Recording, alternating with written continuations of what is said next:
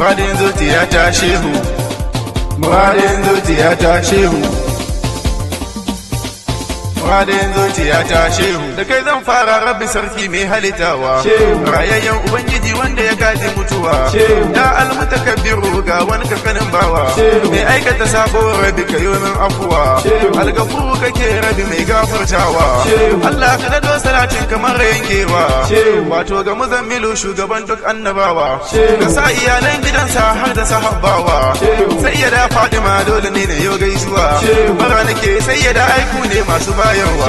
Na gaishe ka Abil Abbasi shugaban Tijanawa, wallahi shehu Tijani ka zamto min garkuwa.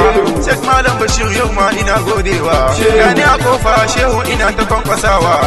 Na zo ne ka bani shehu ka ƙara da dawa, to ya sharbar hama yanzu zan yi farawa. Bai dukan yaban ka shehu zan yi jerawa, shugaba kake shehu dole ne a yau gaisuwa.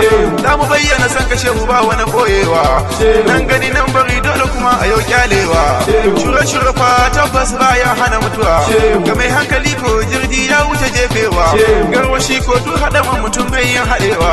Shehu sama kake ai gafi ƙarfin sayawa, gafi ƙarfin a tar gaban ka ya babban giwa. Shehu sai da kai ne za a samu dukkanin natsuwa, duk wanda ya mika shehu to zai more rayuwa. Da kinka shehu na kira shi babban wawa, mai san ka ko shi ne ake kira da ɗan baiwa. Zan bani batuwan sakwara na je na dauna dawa, alaman ƙarfi kiba ne yake dunawa, yawaita nema ci ke sa mutum ya yo tarawa. Mutumin da bai aje ba ai bai zuwa ɗaukowa, yawaita lissafi ai yakan sa zaucewa, yawan surutu ko yayayya yake haifarwa.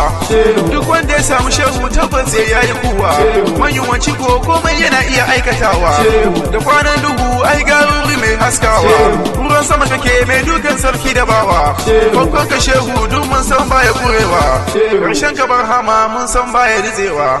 Barhama wa ina mai irin matsayin ka ne nawa, kai wallahi shehu akwai shi ne da kyautatawa, gashi da yawan haƙuri da kuma tausayawa. Shi yake daidai shehu duk ya fi mu iyawa, ya mai faɗa shan barhama mai aikatawa. Da kai shehu babu wani an yi kullewa, da ka ce ya shehu babu wani mai musawa. Masoyin ka shehu wallahi baya haukacewa, duk mai kin barhama tabbas baya dadewa. Ashe wanda ya samu son ka shehu baya boyewa, masu taba shehu to mu dai mun kasa jurewa. Da taba mana shehu ga ku taba mana uwa, kuma dai kuna da rashin duka irin ta dawa.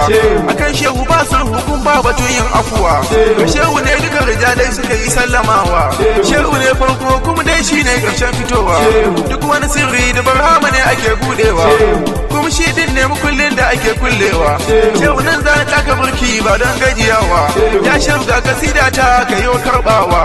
Ka tsare ni shehu ka zamto min garkuwa, bara MBK akan shehu ba ni tsoron haukacewa.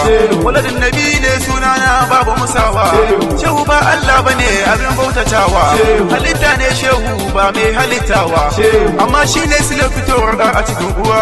Shehu ne silar fitowar ɗan a cikin uwa, shehu ne silar fitowar ɗan a cikin uwa.